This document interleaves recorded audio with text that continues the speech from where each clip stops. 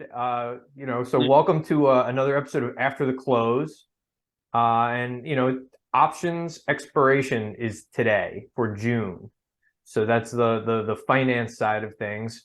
But I'm here with Chris Harris, who has graciously agreed to hang out for a bit. So hi, Chris. How are you? I'm good. Thank you for having me. Great. I appreciate you being here. I'm Chris. I'm 41 years old and live in Jersey City. It's not a Um, dating app. I know Michael because, yeah, I know Michael because he is married to my sister Katie. That's right. That's right. You are my brother-in-law. Keeping it Yes. close to the vest, these podcasts. So you have the duplicitous honor of being on the Trader Dad podcast as it drops on Father's Day weekend. So I'm that honored. works. So I know that's Yes. My important to. first father.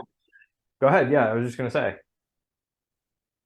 Yeah, this is my first Father's Day ever. I have a 6-month-old daughter named Zelda. And yeah, this is my first time ever actually getting to celebrate it and not being the one to have to, you know, haul all the stuff over everywhere to my dad and everywhere else. Everybody's hauling to me this year. That's right. You are the honoree for the first Mhm. time. It's great. It's great. Yeah. Um, do you guys have anything special planned for Father's Day since it's the first one? A lot of it's Um, ceremonial. yeah, we're gonna spend Saturday with my dad actually, Okay. that he can see Zelda, and then so it's actually also Juneteenth weekend this Yes. year. So I have a 3-day weekend. So Sunday we are going to go to the Catskills to see Okay. my wife Allie. Her parents, they haven't seen Zelda since March because they live in Florida, but Right. they have Right. they have a small bungalow in the Catskills, and they're flying back that Friday night. So we will go Sunday since we're off on Monday as well. So we'll have basically our my first Father Day will be spent with my father and my father-in-law. At least you're playing to the crowd, you know? Yes, You're doing you're doing God's work by bringing the baby all around. that's what everybody just says is they want to just spend time with the baby. So I can go somewhere, hand the baby, and just be like, I can have beer and cigars right now. Yes, the ironic Father's Day where you just aim to be as far away from your kids as possible for the day. So the other great thing that you mentioned is that Father's Day weekend is basically always going to be a 3-day weekend now. Yeah, starting now. Yeah, because I Like think it's a federal holiday now. But for most places, they'll honor it as a federal holiday. yeah. Definitely. So stock markets are closed, bond markets are closed, all that sort of stuff. That's all closed now on Juneteenth. But it just works out. That's basically always going to be Father's Day weekend. Hmm. The trick with that is you now have to like avoid pointing out that it's a 3-day weekend while still enjoying it because you're Yeah. going to have to then re-up on Mother's Day to make up for the fact that you Now, have a 3-day yes, next, weekend. yes, because Mother's Day was just a regular 2-day weekend. It only occurred to me that it was a 3-day weekend like this past weekend. It Like I sneaks up had, on you too. yeah, I was like just thinking about it I was like, I think it was yesterday morning. I'm like, oh, I don't have another day off till 4th of July, and I was like, wait, no, there's this holiday now that we get, and then we're like, wait a second, it's Father's Day. It's also great because it adds a whole another 3-day weekend in the summer months. Mhm. Yeah, Like for also like we're like kind of Jersey Shore, I don't want to call us mall rats, but like Jersey Shore bums. Like we've been yeah. down there plenty, and you always think of the summer months as like Memorial Day weekend's the kickoff, the apex is July 4th, and then you get to Labor Day at the end. At least that's how I Mhm. think of it. So now Yeah, we're gonna yeah, get this and fourth weekend in every summer, which is great. yeah, I think 4th of July is like it's like a Tuesday this year. So it's like it's nice having another 3-day weekend in there because I probably will just go into work on Monday and not take a day off. For Juneteenth or for 4th of July? For 4th of July. Sorry, I'll go in on the third because I'm Sure. just like, I don't want to waste a vacation day on this. No one's in the city. Oh yeah, I'm the same way with that stuff. Like when I was I mean, ironically we're not there anymore, but when we were around the family every year, I would always volunteer to pick up the days in December because nothing ever went on.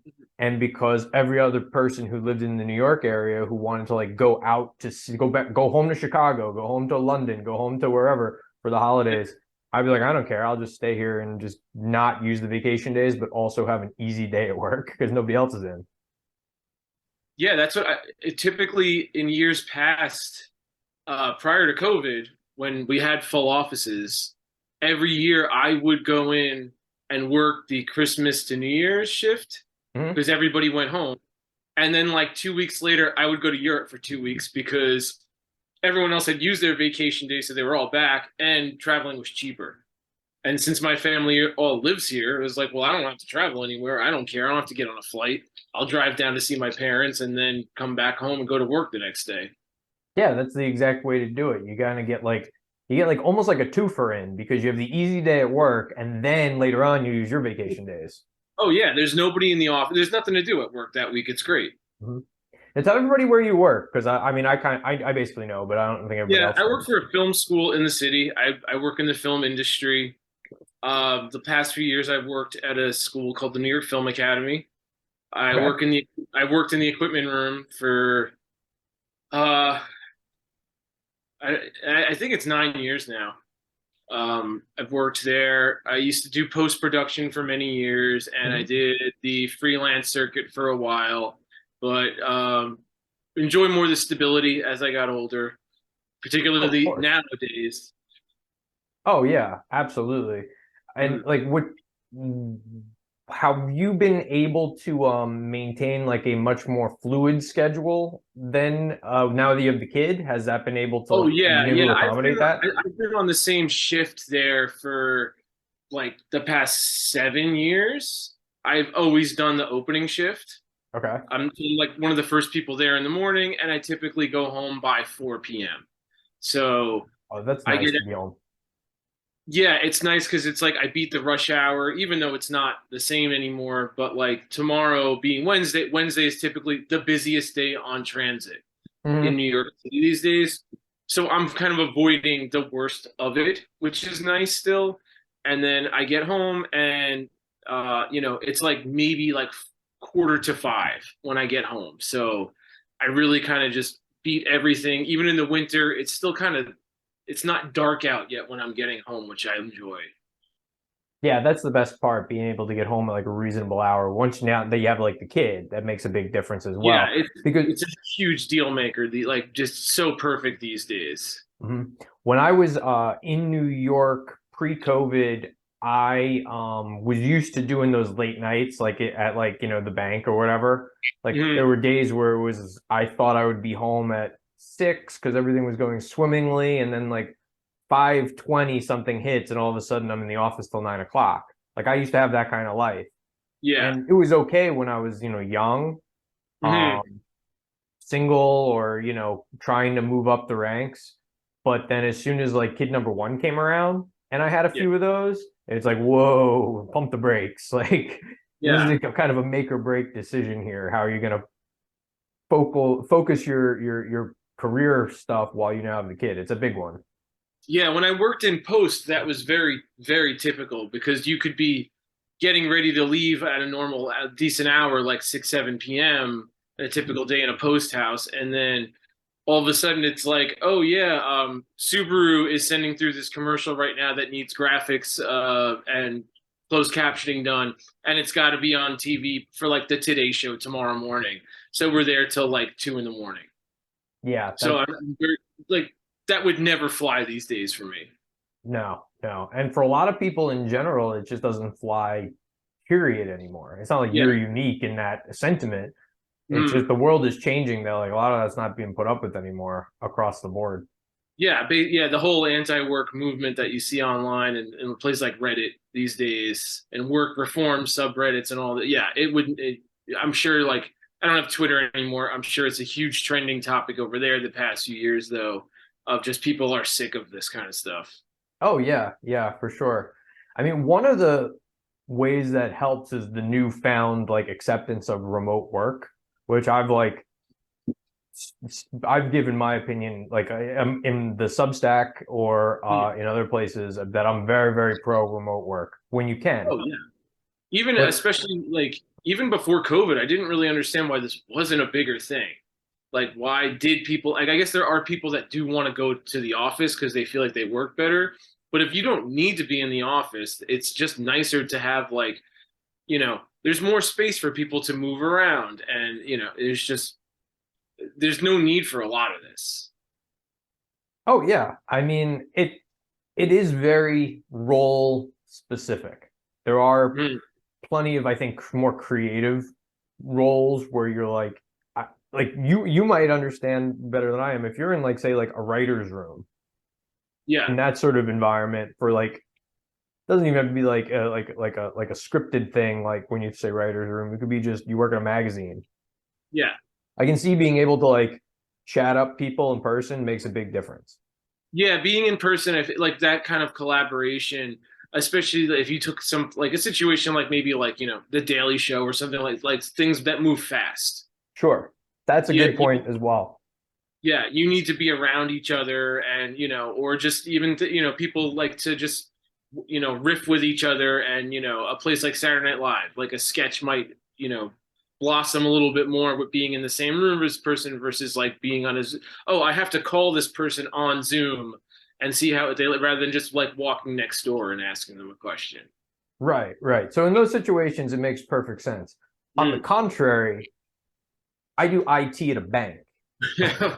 Yeah. Like, I don't have to do anything And like after all that. this time, have you even stepped foot into the bank yet? I have no, I've never been. No, I don't even have an ID badge. Yeah. No, I couldn't get into the building even if I wanted to. Yeah, my Allie, my wife, she has been since in the past 3+ years. She went one day to the office. They requested everybody come in for a meeting, and then within like 2 days, they realized there was a COVID outbreak at that meeting, And that so was no the end one's of that. ever been back again to their office. And they're like, I think actually talking about shutting down her office now for good. That's a big problem. I mean, if you're in like Wall Street circles and like bond market chit chat, the Yeah. whole problem now is commercial real estate bonds. Basically, Mm, anything with that. Well, because what'll happen is like like not to get political, but like as for a real estate developer like Donald Trump, yeah. he would build any sort of real estate, whatever he did. In all of them, he would finance them by issuing bonds out and through a Wall Street bank, right? So those bonds then fluctuate in value depending on how likely it is that the rents will be used to pay the bonds. Well, all of the rents are going out because nobody wants to pay for real estate. So all those bonds are blowing up. It's a big problem right now. Mm.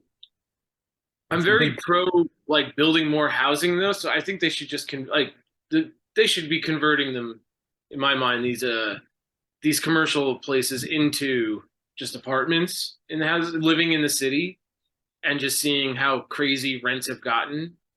And I say this as a homeowner whose mortgage doesn't go up. It's just absurd here Mhm. looking at rents. So that a lot, I don't know if that is the solution, but I think they should push for that. I think at the face value that makes a lot of sense, right? Like Mm, like all these corner offices could literally turn into studio apartments. yeah, like Um, I I just as a quick example, like the old like Soho and Williamsburg, like those lofts, they were not, they used to be they like newspaper printing yeah, factories, and exactly, and now those are like $1 million+ homes to yeah, that live is on. an interesting idea. Yeah. You could imagine like what used to be I don't know, like One Bryant Park, Hmm. like a big like marquee building like that turning into just like a marquee like multi-million dollar flats, like on the 58th floor. Yeah, when I was in school, I was in college. Um, our dad actually had an office on 24th Street between 6th and 7th, and the Okay. previous tenant was a doctor who was his doctor. His office was there, Hmm. and in the back of the office, he had built out an apartment. So like that's where I lived. I like that must have been like now like that'd be now considered like probably like minimum $5,000 apartment in what I lived in for free. But, and it was like for New York City at the time in this was like 2004. It had a full kitchen. It had a very small, like basically I lived in the conference room. That was like my studio apartment Hmm. where I slept on an arrow bed and just kept all my stuff in a suitcase. But in a bathroom, it had a washer and dryer and a jacuzzi tub. Wow. Not Yeah. too bad. And I was the most popular person at school because everybody wanted to come over and hang out and they'd bring beer and they also brought their laundry. So you'd be surprised at the places that young men will find themselves living in, even if it's for a summer. Yeah. I mean, forget about just the times you've slept in your car, which were plenty for whatever reason happened to be. You probably slept in your car. Yeah, it was there's many nights I did, it was like, okay, at the Jersey Shore or so, well, I'm in no condition to drive. Looks like I'm sleeping in the back seat of this car now. Mhm. I did a night in an Atlantic City parking garage in my car once. Like it just sometimes it happens. Yeah. But places that I actually decided to like say, this is where I live, this is where I will sleep, this is where I will be for night after night. Oh my God, by any measure of normal standards, some of them were awful. I mean, when I was a senior in college, I lived in like a little crappy row house, like just off of campus, and they were basically slumlords just renting them out year after year to kids. We Mm. had rats, and I don't Ugh. mean like a mouse. I mean like a small possum-sized rats living in our house to the point where we seeded them the kitchen. We just locked the doors to the kitchen and we just didn't use the kitchen anymore. That was the rats. We had the Yeah, rats. that was they We had had their own room. roommates. Mm. And we lived like that for like 4 months. Just had the rat. And now now a landlord would advertise that room. If it's good enough for rats, he will just rent it out to people now too. Yeah, and you charge them a premium. It's like pets allowed. That's a, So everybody's lived in weird places, I'm sure. But to your yeah. point earlier on like turning like the office space into like residential space, I feel like that's got to be the end game. Like even if people don't like it because it's not going to make them as much money, like the difference between charging, say, Goldman Sachs or Ernst and Young or whatever for like a couple of prime real estate floors, even if you slice and dice it up pretty high end, you probably don't make as much money. No, you probably would not get that, but it's something. It's better than having an Mm-hmm. empty office sit here. Yeah, well, that's a lot of people are thinking that there's going to be this micro model of how a lot of the previous infrastructure boom and bust cycles went. So like to get a little like economics nerd here, like back in the 1800s when the railroads first were built, the tracks were overextended. Like people, too many companies got involved doing being too much track and having too many railroads running, and eventually a bunch of them collapsed, and there was a big depression in the railroads. In the ashes rose really cheap railroad rates. Like railroads became super cheap.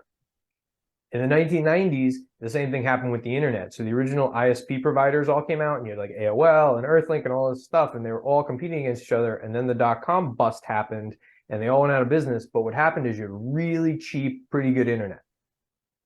So there's a good chance we're going to see like a micro version of that in some high density areas for commercial real estate. Like I think maybe like there's been like this build up now as all this commercial real estate. It's going to collapse and probably a hard crash. But then Mm. in the ashes, like by 2027, 2028, we're probably going to see some pretty good like real estate like booms in those areas, but they're going to be repurposed. Like you're going to see like these situations where you basically would never have to leave the building, right? Like one floor is the grocery store, one floor is the gym, one floor is the daycare, one floor is the office where you have to go to meet, one floor is where you live. Like there might be some really cool stuff that comes out of it in the longer run. Yeah, I wouldn't be surprised. A lot of those like startups, somebody will do something cool with that stuff. Yeah, it'll be like a WeWork that actually works. Yeah, yeah. Did you ever work in a WeWork location? No, I've seen them all over the city. I've never actually been inside one. So I was in a couple. I was like over the span of about 2 years, I was in three different spaces in two different locations. And this was 2013. So it was about 10 years ago. Um at the time they were growing like weeds, WeWork, and they kept trying to pitch themselves as being like this crazy internet style company. But being inside of it, you're just like, all right, you're just giving us cheap balsa wood desks and like clear windows, and you're saying that you're hip. Like this is like their game plan. And anyone who was a tenant there knew like this is a steal. Like they are not making money. And sure enough, eventually they basically did go under for those exact reasons. And it's one of those like, this is too good to be true, but we're just not going to say anything type of deals for anyone who worked in one of those. So they were neat to be in. What I'm noticing now is that a lot of the bigger names are trying to use the same like model, but at a larger scale. And so they're trying to give you that look and feel. One of the things that you're working towards is your record collection. Yes, yes, my um, ever growing record collection. Um, So in a nutshell, do you have like a count? Do you have like a sense of like how do you think of your record collection? Is it more like a collectible? Is it more just the music? Like how are you? uh, it's a little of everything. I do have it all cataloged. I used Discogs, the website, to do it during COVID when I was furloughed for like 90 days, and I basically treated that as my job. And so yeah, I have I think close to 2,500 records, including, but that's like maybe like 20% of that is 7 inches. So it's not as big. It's still an undertaking to move it, but it's not as insane as the 12-inch LPs. Sure, But sure. it's I mean, it started out as just for the music because just the short version of it was my uncle Jimmy was moving about 20 years ago, and he didn't want to take the records anymore. Okay. And so a portion of them were my father's that he had borrowed from him in like the 80s and never Oh. returned. So maybe there was like 100 records Mm-hmm. in there, and a functional record player, stereo system in there. And I was like 21 or 22 years old, and Napster was a big thing, or LimeWire, whatever was the pirating choice back then So of you, whatever.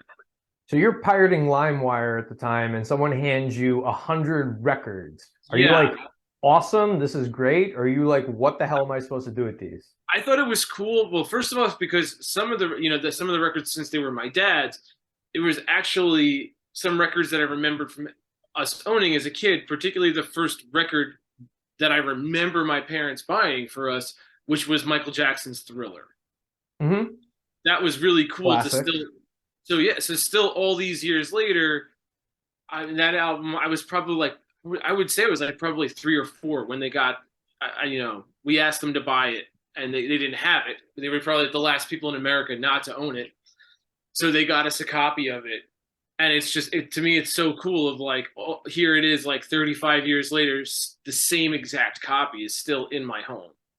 Is it like, Uh, is it in like a quality condition? Like, is it something? it's still in it like, you can listen to it. It plays. There's no scratches in it. The cover art is not absurdly destroyed, but Mhm. definitely looks like it was handled by children. Okay. Which it But probably was. it was, yeah, it definitely was. I believe that when they bought that for us, the first two records we got were for us as kids was that, and there was a Cyndi Lauper, whatever the Cyndi Lauper album was at the time. Mhm. that one did not make it. I'm assuming the children's hands They're like destroyed that. it's like a But my million pieces snapped somewhere.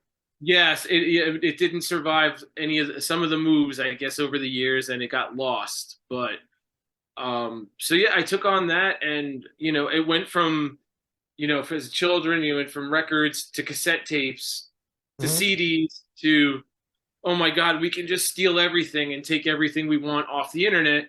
But it sort of lost that that community feeling of listening to music with people. Hmm. Like you would just go into someone's room and they would put on their Winamp, and that little visualizer would come up, The and that was visualizer. Oh, that's what we did in what a like the pull. The right that Winamp visualizer.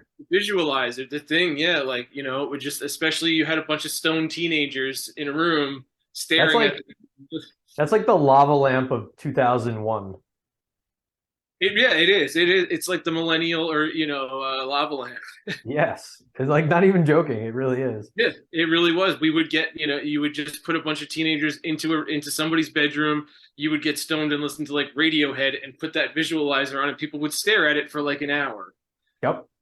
Yep. I mean, I didn't personally do that, but yes, that was totally a thing that happened. Yeah, Um, but I had my basically had my own variation. I don't think I was listening to Radiohead. I think that's the only difference. I think I was listening to probably like I might have been a Deadhead, and I might have been a little bit of a an Incubus guy. I was an Incubus yeah, guy. Yeah. yeah. That's now Incubus. that I think about it, Hmm. that's the way to do it. Are you like the type? So I'm trying to get my head around the record industry Hmm. as it pertains to just like because like I get it, but I don't know what it's like akin to. So let me give you an example. Like, would you like if Taylor Swift comes out with a new record and decides to put it on vinyl, would you bother getting it, or you're like, why the hell would I get a new album on vinyl? I say this as a father. Yes, I probably would get Taylor Swift. Okay. Not for myself, but because of my wife is a Taylor Swift fan, Okay. and I'm assuming that will be pushed passed down to my daughter. But Hmm. then also for the holidays or whatever, when your daughters are here, it'd be nice to have some music for them to actually go downstairs and actually want to listen to. But you could just as easily put it on. Yeah, You put you on could just put Alexa. it on. Yeah, I don't think it's as cool as like handing a kid like, oh yeah, like look, go drop this, like in like Hmm. walking over to like the oh yeah, we're going on to Spotify, or yelling out, hey, Echo, or what, Alexa. It's not as fun. I agree it's not as fun. It's a little tricky to point to why though, I think. So like still you have a record playing with it doesn't even matter what. Mm, It's like the tactile, like it's holding it. That's what makes it better, I guess, right? yeah, and there's a big feeling of also being a record collector is you can go online and you can find anything, Hmm. particularly the last I would say the last 5 years, records have really, really blown up to like absurd levels. Yes. If it's hitting weird little investment circles and Like, speculator circles now, the record industry. and I've been hearing for years about like, oh, these are like baseball cards, like the bubble's gonna burst. I don't know if that's true. I don't care. The thing that's nice about it is that like there's lots of records I couldn't find that are now being pressed again, particularly 90s music, because 90s records were dead. Mhm. Oh, So sure. there That's was probably the most rare. they are the most rare. And I did have, when I started collecting records in the early 2000s, I did buy a lot of that stuff up Hmm. that I liked. So I was going, and records were also cheaper than CDs back then. Like I could go Okay. in, back in the early 2000s and mid 2000s, you could go into a record store and the record was like $10. The Yeah, right. CD was like 15. So when it comes down to like, well, for $20 I can get two records, or I can get like a CD right now.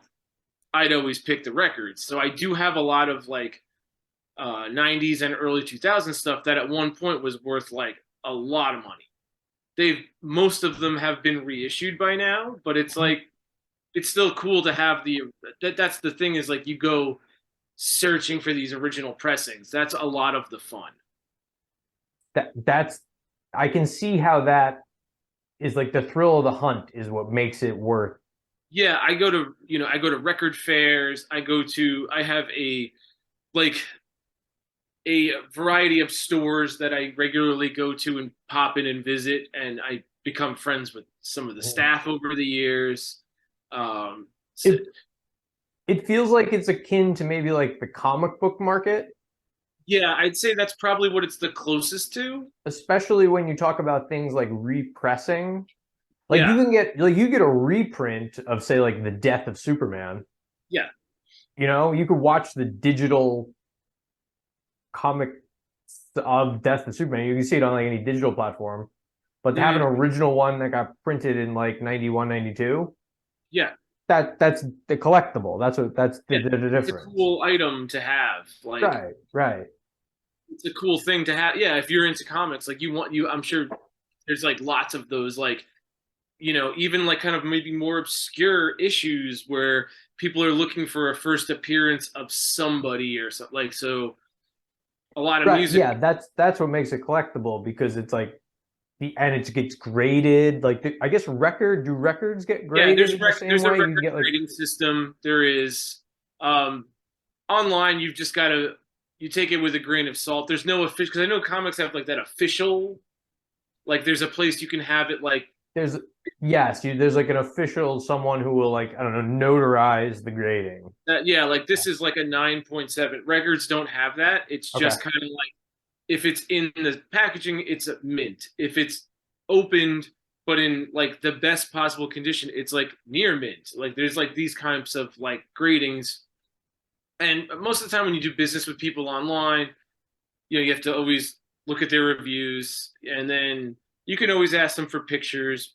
But it's just not as fun as going and like trying to seek out that record that you're looking for, because as soon as you find that in the wild, then you're going to the next one. So it's like a Mm. game.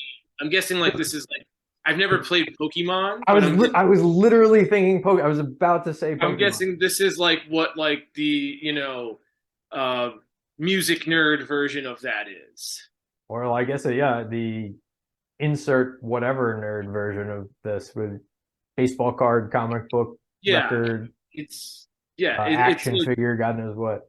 and having friends that work in stores is like I've had opportunities to like find some of this stuff that like I got like first crack at it. So it was like super Mm. cool over the years, like just like you know collectible items. Like I have like the band The Dead Kennedys. I have their first record, with Fresh Fruit for Rotting Vegetables, I think it's called. Okay. And there's a song on it that was deleted off of after the first pressing. It was considered offensive. Okay. So like I went into a record store where my friend works one day, like 10 years ago, and he's like, "Hey, I just bought an awesome punk collection that we're gonna put out at record store day, but I'll let you have first crack. What are you looking for?" And I named like three records, the Dead Kennedys one being the top one. He had all three of them, and he grabbed them to me, and he sold them to me super cheap. Like, so like just That's it's a just such a community that you build through friendships and just like kind of stuff. It's awesome.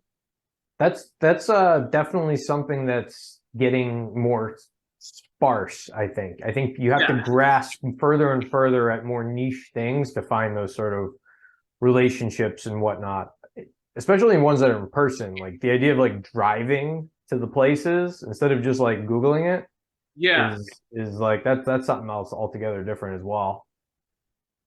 I was never really one to do that sort of stuff. I don't have like a big like white whale Moby Dick item in my collection of X. I don't really have any of that stuff. I I used to closest I could even really think of is I used to be the guy who had a bunch of books sitting on shelves. That's what I also have a lot of books. So I am like I don't ask people to help me move. I have to hire a moving company because everything I own is heavy. Mm. Yeah, I know the feeling. I know the feeling as we on other things. That's another, that's I refuse to get on board with digital books as well. I still buy paperback books. Yeah, my collection has thinned over the years. Like from move to move, it seems like a couple had to get like thrown by the wayside. But I still have a couple diehards Mhm. sitting on like a shelf that's like, all right, these are just make me feel. It's like, can I could you could someone borrow that? No. No one can borrow the book. Have Yeah, I read it? Not really. Like I yeah. just have a couple books that make me feel smart sitting on the shelf. It's I think everyone my age has that copy of Infinite Jest sitting on a shelf somewhere Oh, in their home that yeah, they've that maybe gotten like 50 pages into and then just left on the shelf. And it's now, and that, and I think The Power Broker are the two books that I've sit side by side. They look so impressive on that shelf, but like I've gotten like 100 pages into both of these. generationally that might be a little before my time. I'm trying like I have like I have Joseph Campbell's Hero of a Thousand Faces sitting on my bookshelf, which I've owned for like 12 years. And I've never gotten past like page 20. Mm, Like I just can't. It is a thick, dense book, and that you're only gonna read if you're like assigned it in like a collegiate course on like English lit or something, or like archetypes and tropes. But I still mm. like having it. I still like thinking that I'm a person who considers that, and it's because of Star Wars. Like Star Wars is famously like torn right out of it. That's the only reason I have it. It's because I was like, oh, I'll read this. Never happened. I have a ton of like old textbooks too, which makes me feel like snobby smart. It's like, oh, I was just like, let me pull this down and look it up. Like I'm gonna be the guy who can like, solve all the problems. I kind of think I'm Robin Williams to Good Will Hunting. That's sort of what I'm driving at.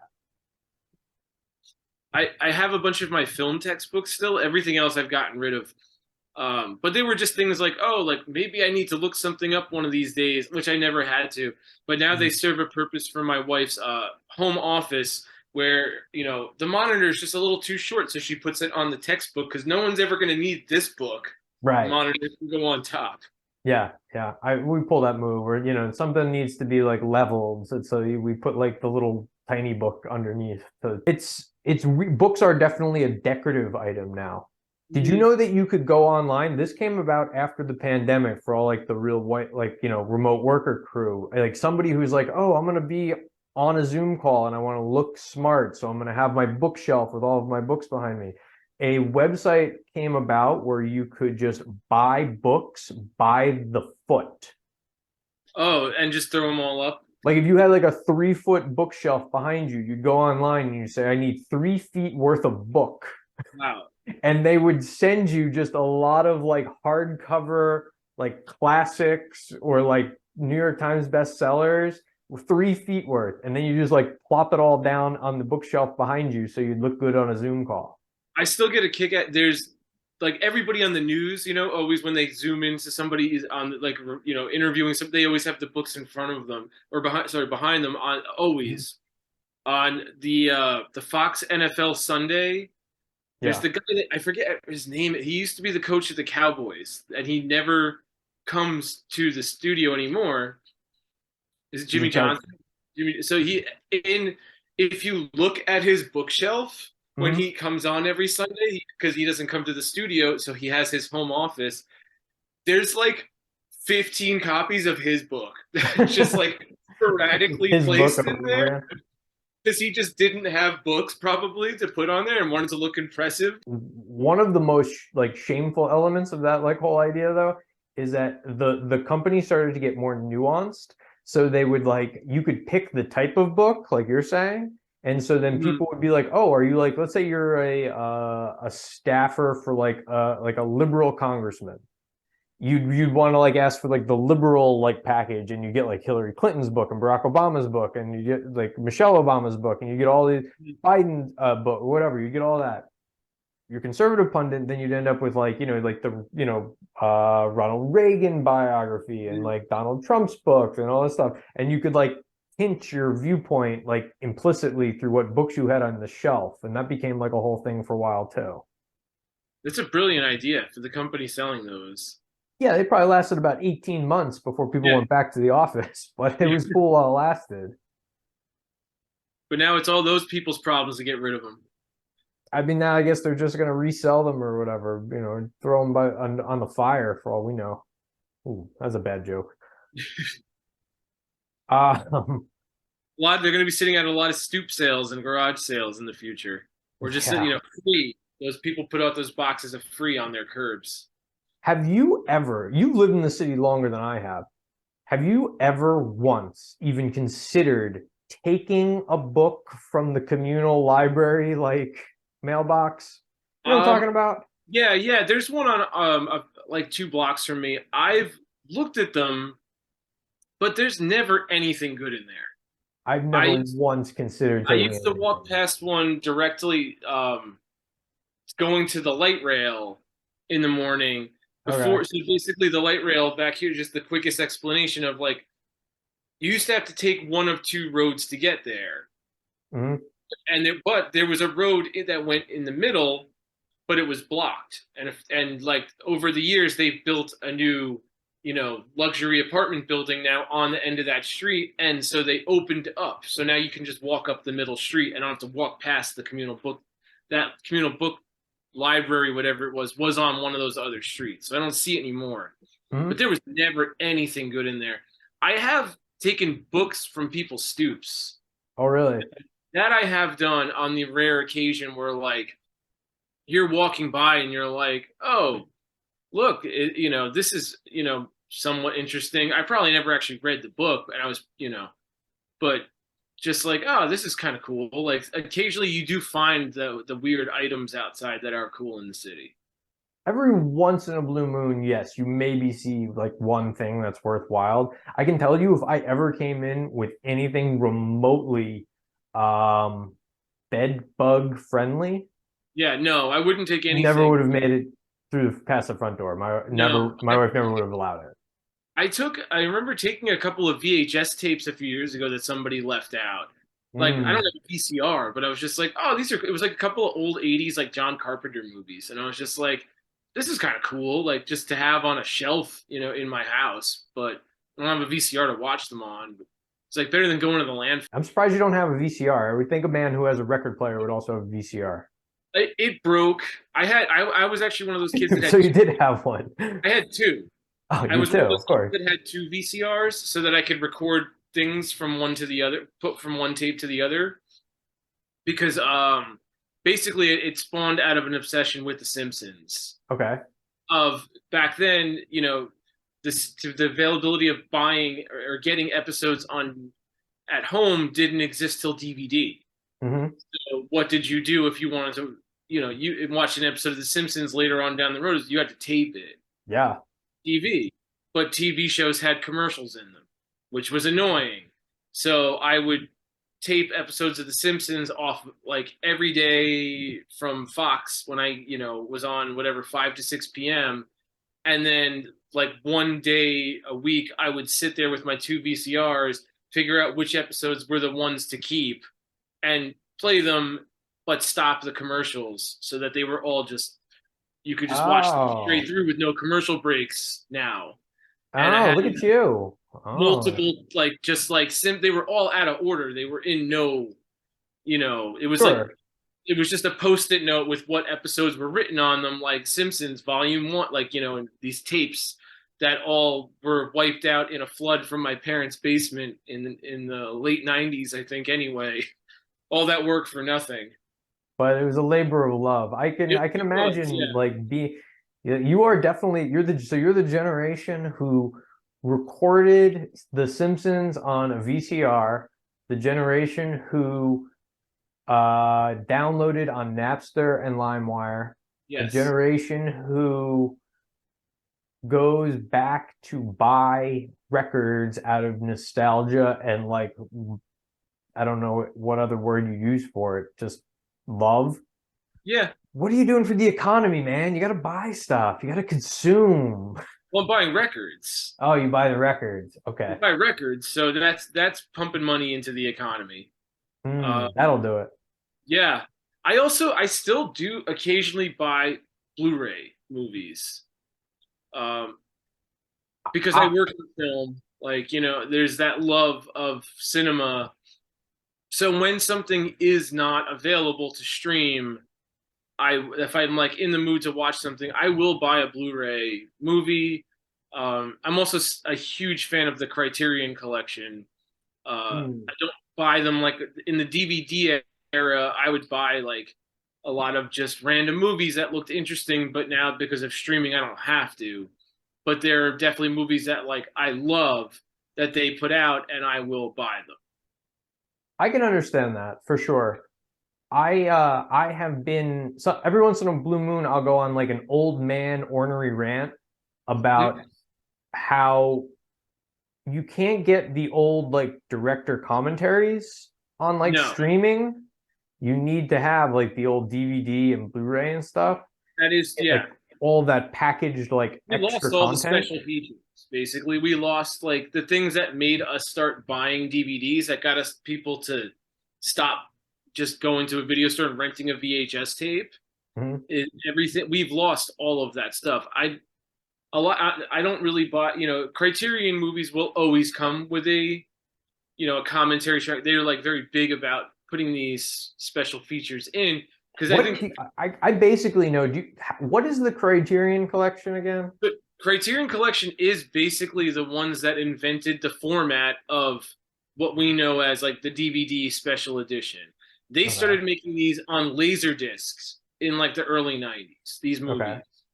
And they would, the first director's commentaries, the deleted scenes, they put these on to try to get people to switch to Laserdisc. It failed, Mm, obviously, but when DVD started, they were the first sort of boutique label to like, if you wanted to see a foreign film, chances are you had to get it from them back then. And there was even at some point there were some very big popular movies in the collection, but as DVD took off, they got pulled out because the studios were like, wait, why are you making money off This Is Spinal Tap or RoboCop? Like, we want this back. they need their RoboCop money. But they still exist to this day. They actually have a streaming channel called the Criterion Channel, and that is the only streaming service I know of that offers the special features. Oh, so it They all do kind of allow wraps you to, together. they do not on every single movie, but they have like every month they rotate them in movies that Hmm. will allow you to, they have the commentary tracks and all the other things on there. I see. That's interesting. So I didn't know a lot about that. I mean, I guess you don't need to do a commentary track on every, say, Netflix original movie.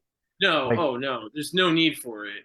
but the commentary tracks were wonderful for anyone who cared about them. I used to listen to, I was a big movie nerd back in high school. I would listen to the all of the commentary tracks in Star Wars and Lord of the Rings and the Matrix and the this and the that and the, To me, that was like the original podcast. it was in a way. It was I like did. We that's a did. really great way of saying it. That's what I associated with when I was just like, I'm gonna sit and like kind of do some work right now. I can't pay attention to a movie, but I want to hear like Scorsese talk about Taxi Driver. Like, I would just put it on, Right. and then That's like when they exactly did, what I used to do it like while I was doing my homework after yeah, and school. then when I heard something like, oh, so this show, and it was something sounded really interesting, I would look up and watch it. But I wasn't just like sitting there staring at the TV screen with him talking for 2 hours. Right, right. I know exactly what kind of like stimulation you're thinking of when you just need like that background thing to kind of go that interests you while you're doing something totally different. I'm right there with you. Yeah, that's interesting. The first podcast. That makes a lot of sense. I never really thought of it that way. I used to really like getting, and this is maybe something as of why, I do this very thing right now that we're doing. I used to really be interested in the production elements and explanations for a lot of the sci-fi. So Mhm. like when Peter Jackson's Lord of the Ring trilogy came out, I was really interested in like the 40-minute thing about how they made like the sets, and the armor and the weapon, and all the special, like I used to Yeah. really like about the technicals and the productions of it all. how that all worked. That was actually the part that I most probably miss from seeing like a lot more now. It's just streaming. I watched a lot of the Next Generation, Star Trek Next Generation, Hmm. when they announced that when they put those out on Blu-ray, they had a lot of that cool kind of stuff on there. Hmm. And then recently I was watching Picard, the Star Trek Picard show, and Hmm. I thought of that crossed my mind of like, you don't even need that these days. It's just like, oh yeah, what's the production? Is like, oh well, we told Riker to stand in front of that green screen. And Right.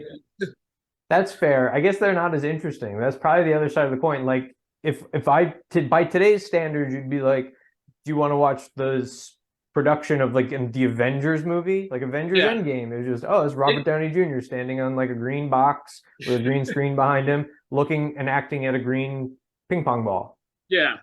Like Like, there oh, are cool. occasionally there is the cool movie that comes out. Like I mean, I guess mostly a lot of them are car movies because you have like the Drive Mm, would have probably been interesting. Maybe Baby Driver would have been a good one. I don't. Maybe the like Mission Impossible ones might be cool to watch. I feel like by today's standards, you just like see it on like a TikTok or something. It Yeah, would just you be would like just see the like like yeah. 10, 12 seconds on how they did that particular move, and then everybody would move on. I feel like I've already seen an ad for the new Mission Impossible where there's like side by side of like how he like did this motorcycle going off the cliff versus like what was filmed, or and it's like they're just giving it away in commercials now. Yeah, that's not so good. You wanted to know about maybe one or two of it, the big like items that are going to be in the film, like like in a James Bond movie was another good example.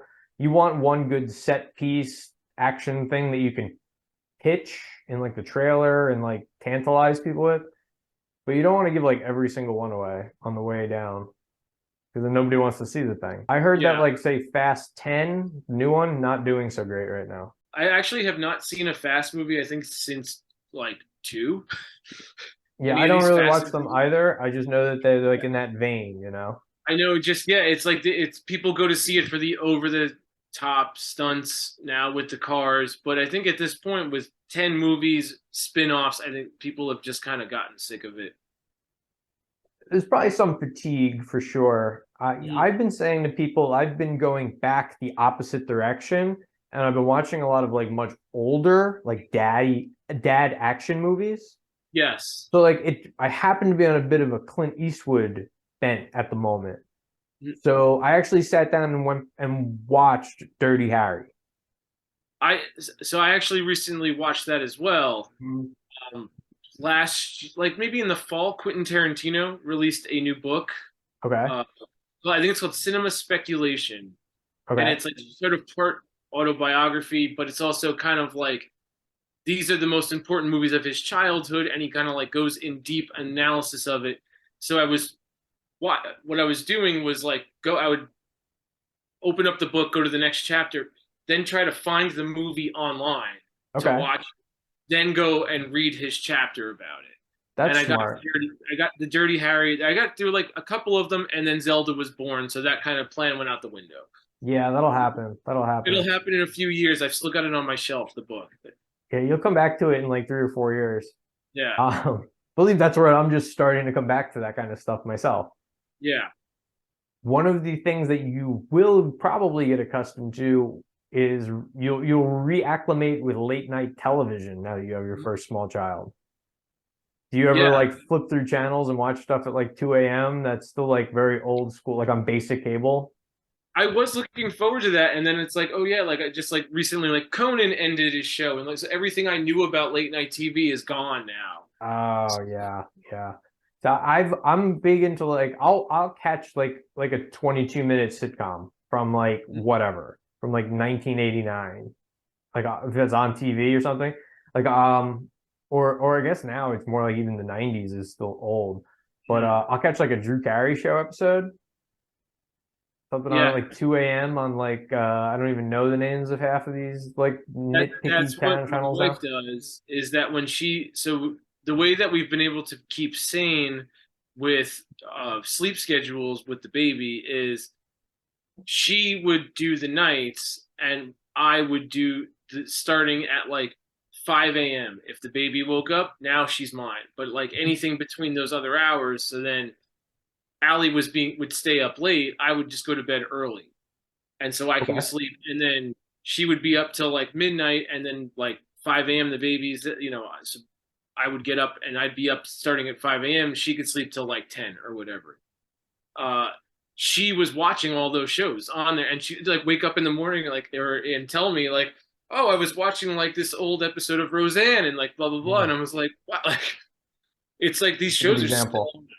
It's just these simple shows that you with a baby you can have on, Yeah, and it's it's the same as when we were saying with like the director commentary on stuff. Like you kind of just need something to yeah. half listen to.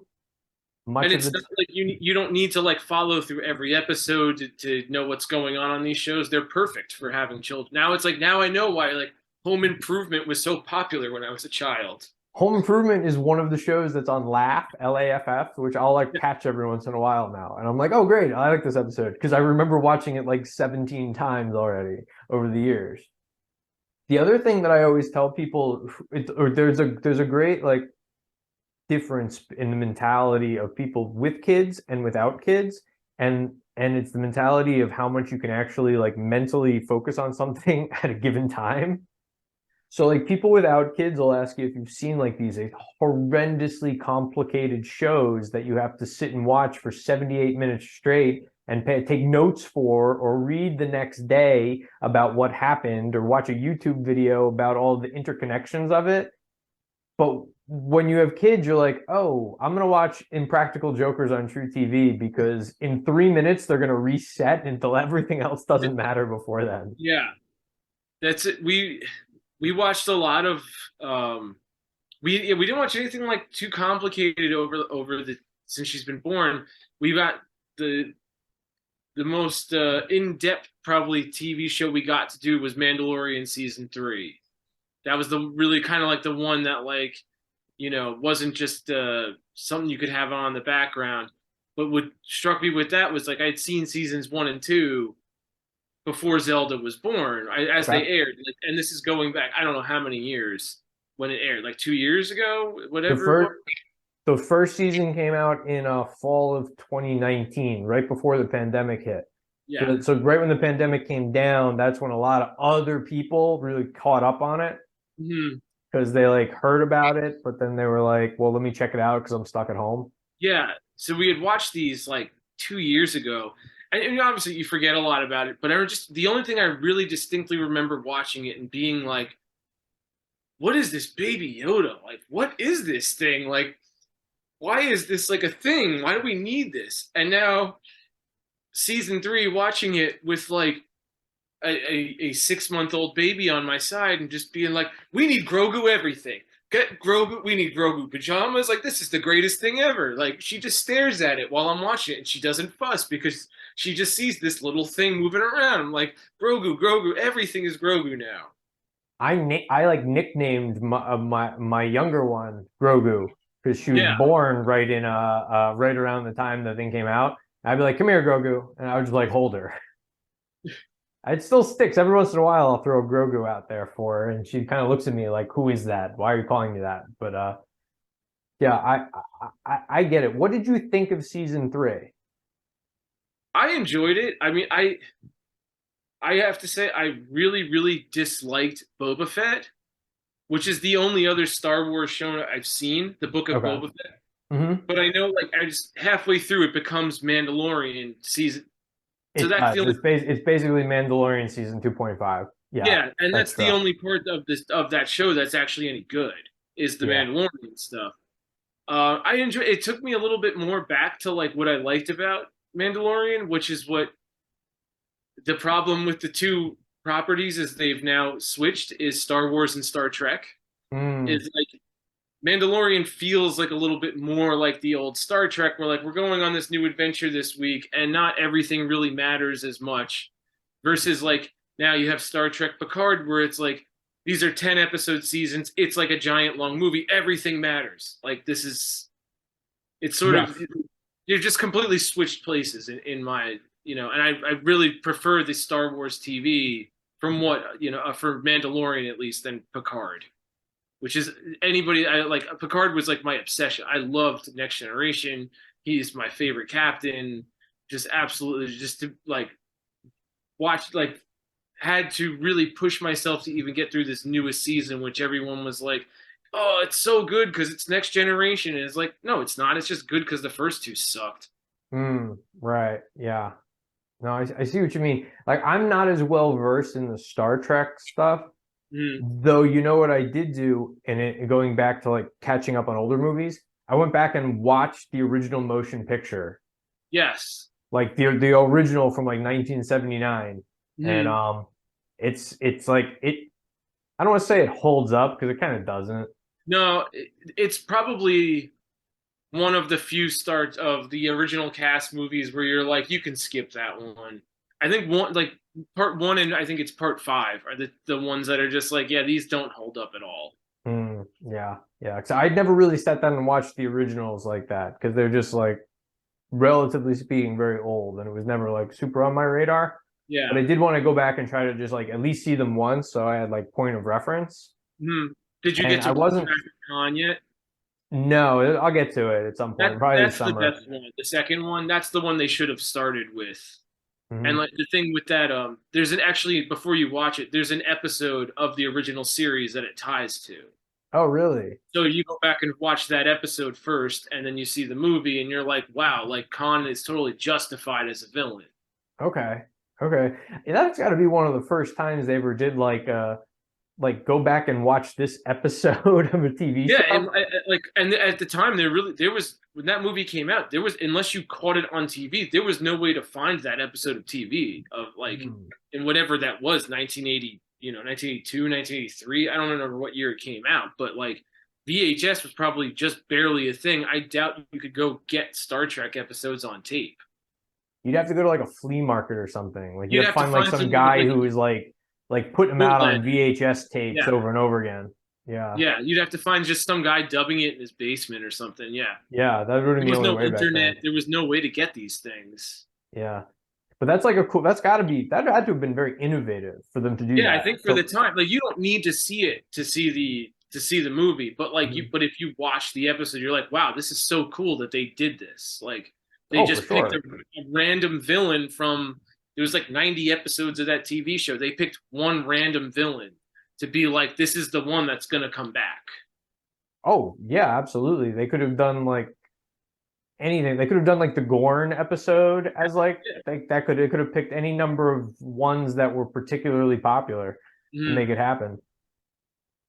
But like Star Wars is doing sort of the opposite now, and like all of the TV show stuff, including the animation, is Mhm. all really like carving out a much bigger universe and like plugging in all the holes to like fix every tiny little possible nitpick, which overall is better, but it's like getting to a point where you were alluding to it earlier. Star Wars has become like a soap opera.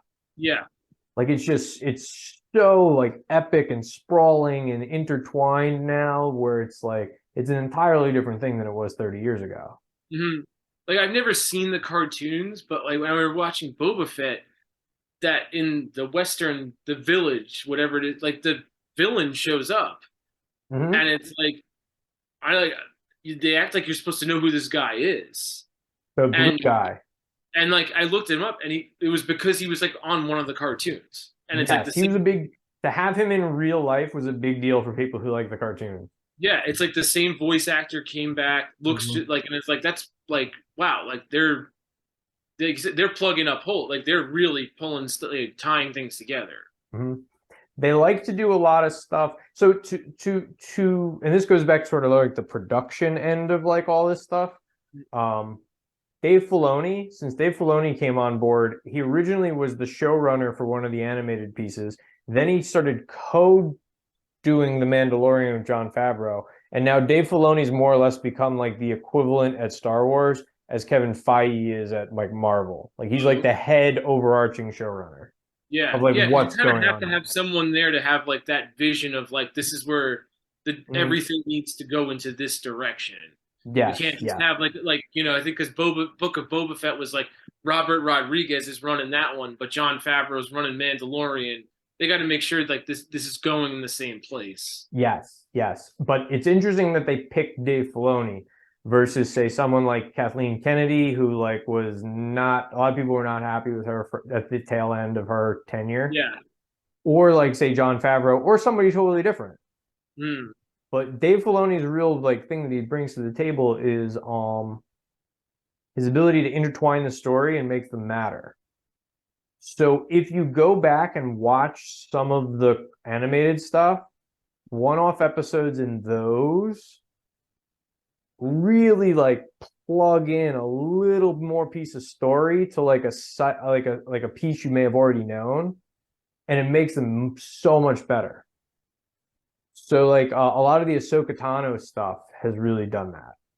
Mm. Like you see stuff from like the Ahsoka storylines and the animated stuff, and it you see how it intertwines with like the prequels, like episode 3, Mm. and you're like, oh, both are so much better if you know both sides of the story, you know, like where she is when that's happening and what's happening where she is, it makes them a lot better. So I feel like someone like Sean, or Sean, you know, like your brother Sean, Mm. like I know he's getting involved in a lot of writing and things like that. Um, but I don't know how you like keep track of all of that. Like all of those storylines. Could you even do you have any experience with that? Like how do you even like keep track of getting all that stuff in line? Do you have any sense of that? I couldn't even imagine doing it. Nothing to that. Like nothing to that. Like things I've worked on, like in the past, where like friends and I tried to do like when web series were starting to become a thing, and like we never got them off the ground, but we'd have like you basically just had like notebooks everywhere, but you had like almost like a, I guess you would call it like a Bible, like you'd have a bulletin, like a white erase board with everything, as much information, but everybody had to have like a copy of like, it was, I think it's referred to as the TV Bible for your Okay. show. Where like everybody has to have these like, these are the characters, these are this like, so that you could, you never, like no one was out of the loop. Everybody could just go back and pull up information, like, oh, this person did this in this episode. Okay, so we can't have them do something like that again. This doesn't seem in character for them, or you don't want to contradict anything. But to I guess something on this scale of like Star Wars is like, I don't know how they can do it. and it keeps getting harder and harder, you know? It's getting more and more complicated, not less and less. I guess it's more like something like what you would see probably on like an actual soap opera, Yeah. where some of these shows have been on for like 50 years, or I don't know how many years some of these soap operas have been on. Somebody's got to be keeping track of that stuff. I think you're right that there's a surprising number of people who do keep track of that stuff. I would I wonder like if you were to like take a poll of everyone in the United States, how many people actually know like the lore of like a soap opera that's running today versus the number of people who know like the lore of Star Wars? Yeah. I feel like Star Wars probably outnumbers it like Oh, 8-1 these definitely. And it's days. only gotten bigger and bigger over the years. Like versus I think the numbers are dwindling on a soap opera. Oh yeah, a lot of the soap operas. I think like didn't they took a lot of the ones on network TV and they put them off on like the streaming services just to Yeah, like get them I out think of they're all there. gone because like if I'm home from work, it's all like talk shows and game shows. I think that's all that's on TV now. Yeah, usually like soap operas themselves are not at all popular anymore. It's Yeah. because I guess they've been so diluted because you can kind of get a soap opera E type show Yeah. anywhere else on CW, on ABC, on Bravo, on God knows where. Mhm. I don't know. The one thing that I think is still holding firm though is wrestling. Oh, yes, yes. And I know that for you, wrestling, you're a veteran fan of that. I've been watching wrestling for I guess like it's over 30 years Okay. that I've been watching wrestling. I mean on and off, more on than off though, but even though I don't really watch, like I don't watch WWE. Okay. I know what, like, follow it through the internet of what's going on. If something sounds interesting, I'll pull it up online and watch it. And because we have Peacock, I will like skim through their monthly event on there, what used to be a pay-per-view. I watch a promotion called AEW, which was basically created to be the alternative, like the WCW of the 90s, where basically some rich guy was just like, I love wrestling and I don't want to watch WWE anymore. Let me go make my own promotion. So that's on like just like WCW, it's on the Warner Brothers, like the TNT and TBS these days. Okay. And Is it owned by Ted Turner? no, it's not owned by them. Like Oh, WCW, it's owned by it's a separate company. It just airs on Warner Brothers though, on their gotcha. channel. Gotcha. Yeah, wrestling's one of those ones where I respect that people enjoy it. I do Yeah, not happen to be one of them, but I could go down the list of all the things I don't find interesting that plenty of people love. that Like what is it exactly that draws the wrestling fan base? Is it just like because I mean we know it's not real. yeah, I'm telling you Santa Claus doesn't exist. it's we've known it's fake for a very long time in our household. Right. We just it was just when we started watching it as children, myself, your wife, and our older sister, it was like just I don't maybe we just didn't have cable or whatever it was at the time, but on Channel 5 on Saturday mornings, it was like WWF superstars followed by American Gladiators was what was on TV. And it's like Okay. by that point in the morning, I think like cartoons had ended for the it was like at 11 and 12. So the cartoons were over. We're children, we're not going to want to watch sports coverage. It's not even sports are on that early. It's just like the coverage is beginning for the NFL or whatever was on that day. NBA countdown, whatever. Like we just didn't care about that stuff. So that was really the only thing to watch. Hmm. And then we sort of went through this the fate the it just sort of we happened to think be the perfect age for it Sure. because we grew with it. Like I remember watching when we got cable was I probably right around the time Monday Night Raw started. Okay. So like it was on from whatever 8 to 9 on USA on Monday nights, and like whatever else was on didn't interest us anyway on that time. So it was like okay, this is we could watch wrestling for 1 hour on Saturday night, and then a few years later, as we became teenagers, the like Steve Austin Rock Boom shows up, like Like where that 90s group, like that like everybody's familiar with the yeah, NWO, the DX, all that stuff that was cool back then just happened to show up. And it just sort of like coincided with our lives. sure. So So we you were just at the right age at the right time. I think so. I think it was just that like that's all it was because my youngest siblings, Mackenzie and Sean, have no interest in it. Mm, They were too young, I think, for it. They would go to wrestling shows with us, okay. but they had no interest. They were more interested in going to like independent wrestling. They didn't like going to WWF shows or WWE, whatever it was called at the time. They had no desire to see any of that. So we would go to. I had a friend that worked for a company called Ring of Honor that is now coincidentally owned by AEW. Oh, He worked there for about 10 years, so we would go to Ring of Honor shows for all the time. And now all of the guys that like you turn on any wrestling on TV in America, all those guys we saw there are now on like WWE and AEW. gotcha. Gotcha. I guess that makes sense. I guess that's the way kind of like everything works. Like everyone of the specific generation kind of holds some of it like near and dear to their heart. Yeah, You know, it's like fun. Like my I wife, was very broken up when the Green Ranger killed himself. yeah.